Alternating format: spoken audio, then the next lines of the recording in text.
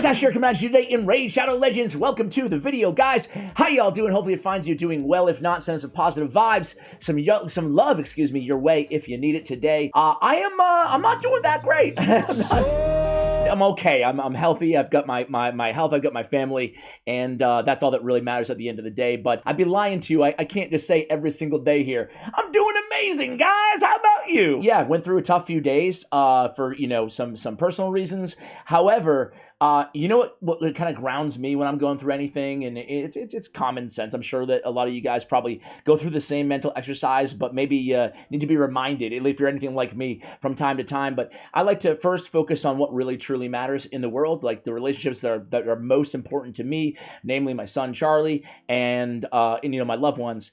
And just have gratitude for that, even through times when the last thing you want to do is have gratitude, right? But it makes you, it changes you, the chemistry of you, and it will make you feel even a little tiny bit better, focusing on the positive versus dwelling on the negative. But then on that too is I like to always, and this is a way to kind of push yourself towards having more self-gratitude to what you do have. I like to look at all the people out there who have it way, way worse than I do, in the world out there. And I don't even know if that's like a PC thing to say. I feel like everything will get me canceled nowadays, but it's not a comparison, but it's being thankful for even given negativity and adversity in my day-to-day, I can always be grateful for, what I have compared to some people who have really nothing and struggle just to put food on the table. So anyway, guys, I want to get to the topic of the video today. It's about silver, man. Raid Shadow Legends and silver. Oof, oof, oof. Everything costs silver energy in this game, doesn't it? I mean, you want to pull a shard? Let's pull a shard. Let's who cares, right? Sacred shard. Kick off the video.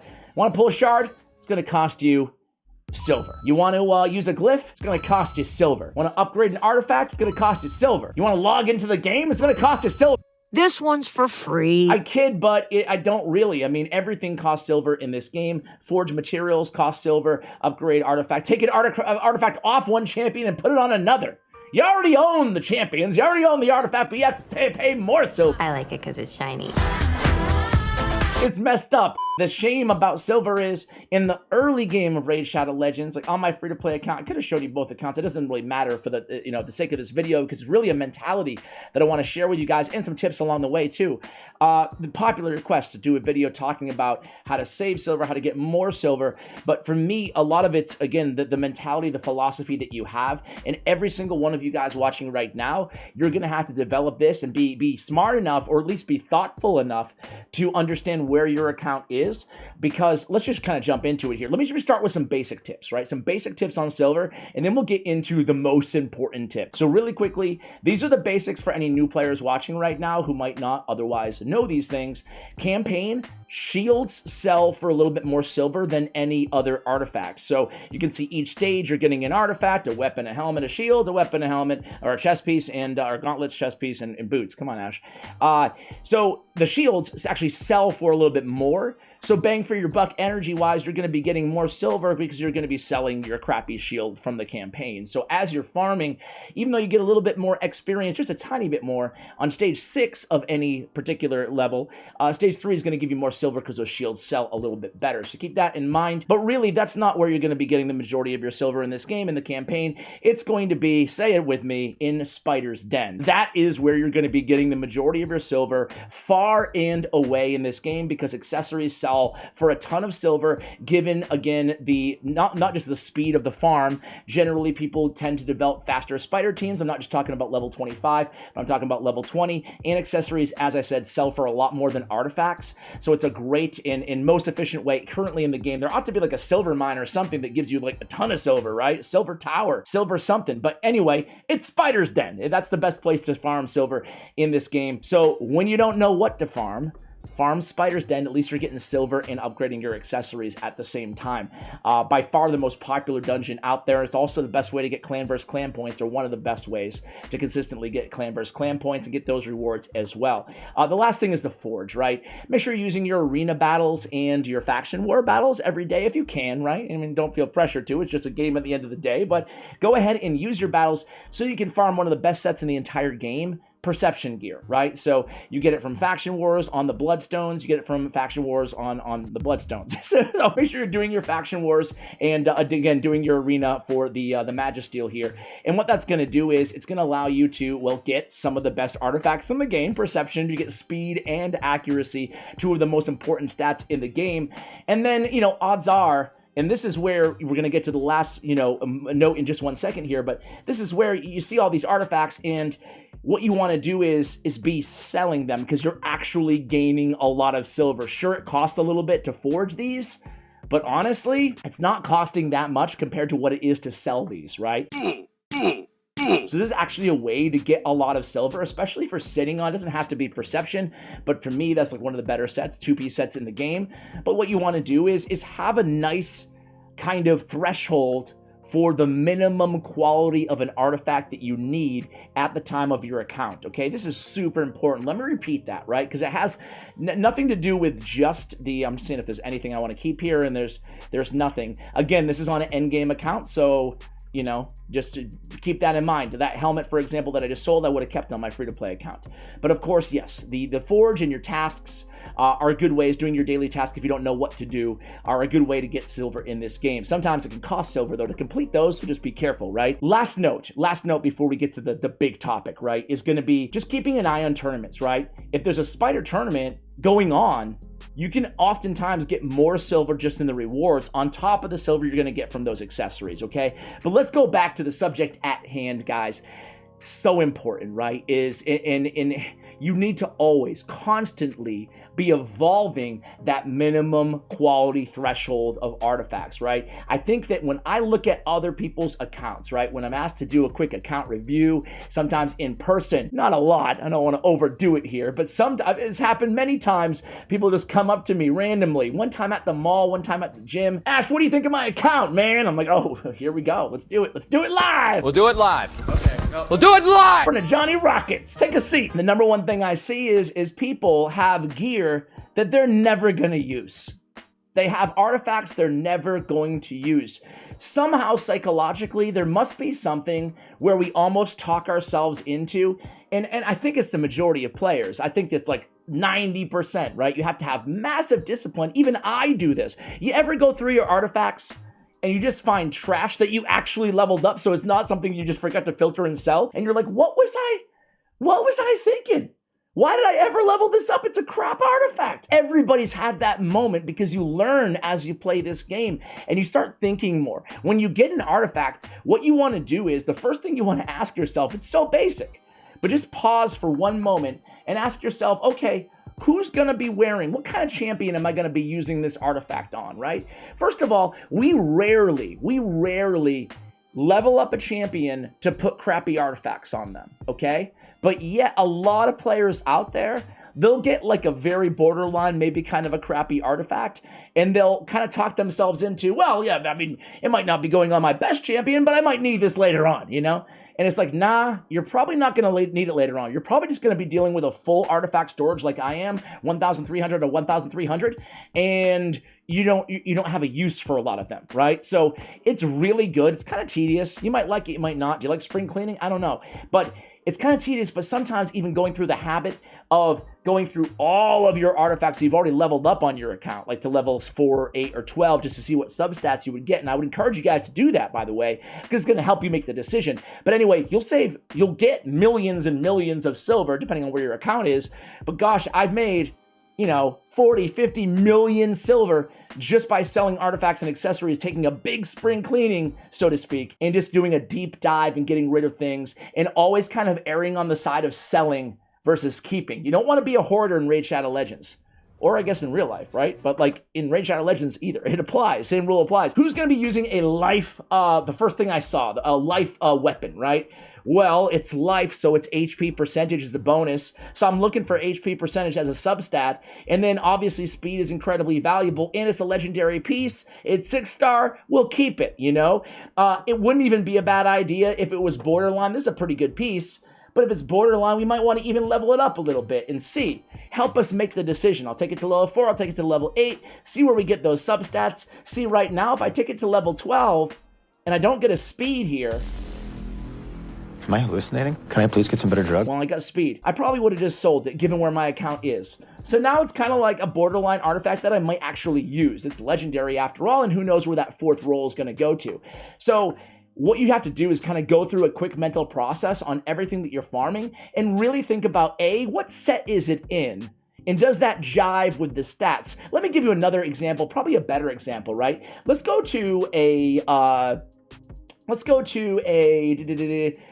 okay, here's a good one. Let's go to an attack set, right? Like, let's keep with the basics, right? Offense set. What if I had a chess piece in an offense set that was defense percentage? What kind of a defense, even if it was an amazing chess piece, how often am I going to be using a defense percentage chess piece from the offense set that gives me attack, which is not necessary at all, does nothing on a defense-based champion? I mean, there's a small likelihood if it's a legendary with like crit rate and speed and accuracy, all the best substats that you're looking for, you might want to keep it and just run it as a solo artifact. There's nothing wrong with that. But what if it's borderline? What if it's a borderline HP percentage or defense percentage on the attack set? There's also a scenario where you might be using that on your nuker because you need to keep them alive and they're dying all the time. But this is why it comes into play that you know your account best, right? Are you having an issue with all your nukers dying all the time? Well, maybe you could use a nuker in a defense percentage chest. But I'm not having that issue on my account, so there's no reason to have a defensive percentage chest, right? I don't have issues with my nukers dying. I'm at the point in the game where I'm able to clear the content that I'm able to clear. Again, if it was amazing, I might keep it. But I guess the overall point here, guys, not to belabor it, is think about who's going to be wearing it, right? And make sure those stats align. Again, a savage set's going to be on a nuker. So what's the most important substat for a nuker? Primarily, we're looking for crit rate and crit damage, right? Crit rate and crit damage. So am I going to be keeping an artifact with no crit rate substats, no crit damage substats? Probably not. I'm probably not going to be running a nuker that has neither crit rate or crit damage on any substats. So again, these are the things that you kind of want to think about. And it doesn't take a ton of game knowledge. It's surprising. It's kind of like Masteries. They can be kind of intimidating early on. But all you got to do is stop and think for a second, and you can do it. Even if you don't know what half these masteries do or are not familiar with them, you just read them. 10 accuracy. Okay, well, this champion needs accuracy, so that's good, right? Oh, more accuracy. Oh, look at this. Increase the turn meter by 10% when a debuff cast by this champion is removed or expires. Well, this champion's not casting any debuffs. This one is Dracomorph. But if they weren't, then I wouldn't get it, and you just kind of keep going from there, right? And of course, you'll learn as you go, but the same thing applies to artifacts, right? You'll get more knowledge and this will become intuitive if you just go through the cognitive process of thinking about it. Now, there's another whole category of ways to get silver that you should do from time to time, right? And that is going to your accessories. We already talked about accessories. And I think that, again, we're going to use common knowledge here, right? We're really looking for speed substat on our banners, like those are really, really valuable. So any main stat with speed, we're probably going to be keeping it unless it's like super, or low rarity or a rank, right? Again, let's use our brains here, right? And look at, let's just say we have an HP percentage ring, right? Well, ideally, we're going to want to have some HP percentage as a substat or some defense percentage as a substat, or both, ideally, because it's probably going to be going on a tank or somebody that we want to at least do a better job of keeping alive, right? So again, making sure that if you have, in most cases, there's always exceptions to these rules, but making sure that you have the appropriate substats to jive with your main stat. Otherwise, sell it. Don't be afraid to sell your artifacts or your accessories. Now, another thing that I love to do here, guys, is go filter, not just new. Oh my God, there's so much new stuff. You know what? We'll go through this. Feel free to fast forward. It should only take me like 30 seconds to go through this stuff. But let me push over. HP. No HP percentage. I'm selling it, even though it's a legendary. I'm selling it. HP with accuracy and resistance. Legendary, I'll keep it. I'm looking for accuracy and resistance on HP, right? Main stats. Crit damage with accuracy. I'll keep it. It's borderline. And then HP with speed and HP. Well, yeah. If I'm wearing an HP, banner, I'm probably going to want the HP. And of course, I want the speed too. Rares, I'm pretty much auto-selling on this account. Attack with attack percentage, we'll keep it. Rares, we're just going to quickly sell. And then we're going to get to the banner. Again, HP, we got some speed there. Now, this one's a borderline. So what am I going to do? Instead of messing around, I'm going to go ahead and sell. Well, I'm going to leave it, but you're going to see what I'm going to do. I'm going to roll it up. and just to level like 4 or 8, just to see. And it's better if you make the decision right then and there, because if you roll it up during this process, when we're deciding whether we're going to keep it or sell it, right? If you roll it up, think about it. Sure, it's going to cost you silver to roll it up, to level it up to level 4 or level 8 or level 12, where you can see the substats where those rolls are going. But however, it's going to give you that definitive answer, right? You're going to be able to sell it and recoup some of that silver and not clog up your inventory versus just letting it sit there and you wouldn't have used it anyway, okay? So anyway, defense here, with defense percentage, we'll keep it. And then let's just keep moving. We don't want that. Let's see. We get accuracy with speed. I guess we'll keep it. We have some, let's see, some HP with no HP. We have some attack. And it should only take me like 30 seconds to go through this stuff. Did I say it's going to be 30 seconds? Maybe a little bit longer. We have crit damage with no accuracy. We're not going to keep it. Again, this is my account. On my free-to-play, I would definitely keep that piece, you know? So keep that in mind. I'm playing for 4 years on this account. What I keep is not going to be what you keep, and vice versa. Okay, accuracy, no speed. I don't want it. Banners with no speed at this point, unless it's very niche, like if I'm building a slow build resistance banner or something, I'm not going to be keeping it. Attack with attack, we'll keep it. Attack with attack and defense, we'll keep this one instead. Getting cute here. And then we have defense with accuracy, nah, and then attack again. So I'm just kind of looking through these. I'm not going to read everything, but again, resistance and speed, we're going to keep that for sure. It's legendary, fantastic. Going to keep moving through these. I like to be pretty quick here and make quick decisions, because the longer you sit here and toil over something, oh, look at this, crit damage, but no accuracy, but it does have attack, like you're gonna drive yourself crazy, right? But defense with defense and speed, this is a definite keeper, right? We get defense with defense and speed as well. Absolutely.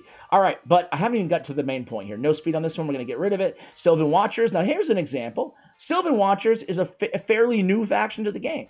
So I don't have a lot of good accessories. So my threshold is going to go way down in terms of what I'm willing to keep. So defense with a resist on a reaction, I'm going to keep that. I'm going to sold it in another set. Crit damage, I'm going to keep it because I don't have a lot of crit damage right now. Amulets. Attack with attack and speed, I'm going to keep it, you know? So accuracy with no speed and resistance with speed, even though it's a 5-star, I'm going to keep it. So those are, again, this is kind of going through the thought process. I hope you found this a little helpful. I don't know, going through the artifacts like that or the accessories like this.